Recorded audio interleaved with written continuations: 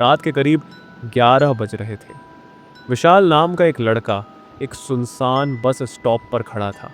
उसके चारों तरफ सन्नाटा पसरा था।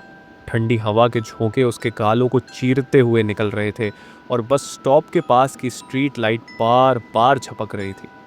थोड़ी देर बाद दूर से बस की हेडलाइट्स दिखाई दी।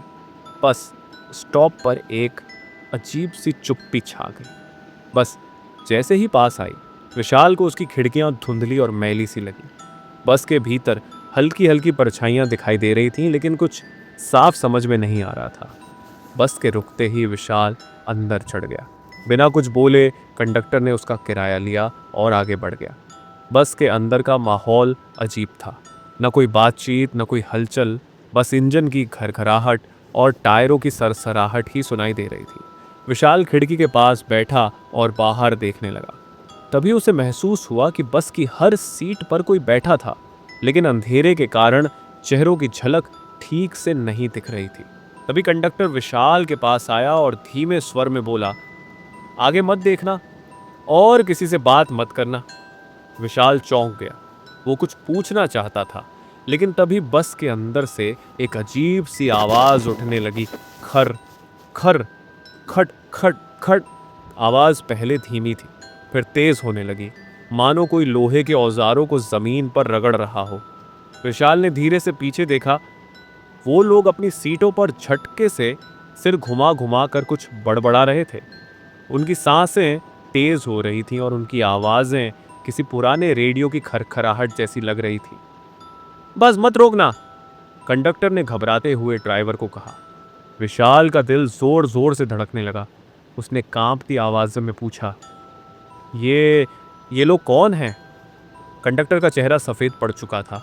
उसने धीमे स्वर में कहा, ये वो लोग हैं जो इस रास्ते पर मर चुके हैं और अब ये हर यात्री को अपने साथ ले जाते हैं। बस के भीतर अब आवाजें इतनी तेज हो गई थीं कि विशाल के कान सुन्न होने लगे। यात्रियों की परछाइयां हिलने लगी थीं और फिर अचानक बस रुक गई। बस के रुकते ही अचानक सब कुछ शांत हो गया। वो अजीबोगरीब आवाजें थम गई थीं, मगर बस के भीतर का माहौल पहले से भी भारी और घुटन भरा लगने लगा था। अब विशाल समझ जाता है कि हर सीट पर कोई ना कोई बैठा है, पर उनके मरे होने की वजह से विशाल को उनका एहसास नहीं हुआ।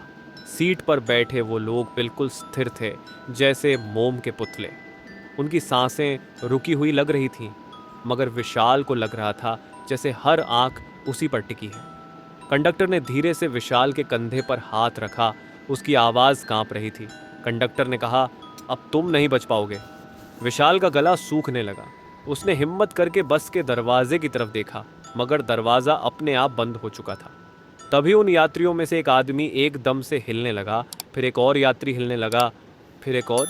अब ऐसा लग रहा था कि जैसे हर एक यात्री में जान आ चुकी हो। तभी उन में से किसी आदमी ने बोला, वो नहीं बच पाएगा, कोई भी नहीं बच पाएगा, कोई भी नहीं बच पाएगा। विशाल की धड़कन तेज हो गई। तभी उसकी नज़र बस के पिछले हिस्से पर गई, जहां एक खिड़की का शीशा थोड़ा खुला हुआ था। विशाल ने बिना सोचे उस खिड़की की ओर दौड़ लगा दी, लेकिन विशाल को उन परछाइयों ने घेर लिया। पर तभी एक हाथ ने उसका कंधा पकड़ लिया। विशाल ने पीछे मुड़कर देखा, वही कंडक्टर था। उसका चेहरा सफ़ेद पड़ चुका था। तू भाग जा, तू बच सकता है। इतना कहते ही कंडक्टर ने विशाल को जोर से खिड़की से बाहर धकेल दिया। विशाल धड़ाम से सड़क पर आ गिरा। उसके कानों में बस के अंदर का शोर अब भी गूंज रहा था, कोई भी नहीं बच पाएगा, कोई भी नहीं बच पाएगा। विशाल ने डर के मारे बस की तरफ देखा, मगर बस वहीं खड़ी थी, कोई हलचल नहीं थी। डर और उलझन में वो वहां से भागने लगा। कुछ दूर जाने के बाद उसने एक चाय की टपरी देखी। वहां बैठे एक बुजुर्ग से विशाल ने हांफते हुए पूछा, वो बस वहां खड़ी है, उसमें दो लोग फंसे हुए हैं। बुजुर्ग के चेहरे पर चिंता छा गई। उन्होंने धीरे से कहा, बेटा, जिस बस के बारे में तुम बात कर रहे हो, वो बस तो 5 साल पहले खाई में गिर गई थी। उसमें जितने लोग थे सब मारे गए थे। विशाल के पैरों तले जमीन खिसक गई। उसने कांपते हुए पीछे मुड़कर देखा, बस अब वहां नहीं थी। विशाल किसी तरह घर तो पहुंच गया, लेकिन उसके कानों में अब भी वही आवाज गूंज रही थी, यात्रा अभी खत्म नहीं हुई है। वह हड़बड़ाते हुए अपने कमरे में गया और दरवाज़ा बंद कर लिया। उसने खुद को समझाने की कोशिश की कि यह सब सिर्फ उसका वहम था, एक डरावना सपना। लेकिन जब उसने आंखें बंद की तो वही भयानक बस, वे अजीबोगरीब यात्री और कंडक्टर का चेहरा बार बार उसकी यादों में उभरने लगा। वह सोने की कोशिश करता, लेकिन उसकी आंखें बंद होते ही वही आवाज़ गूंज उठती, वहां देखो।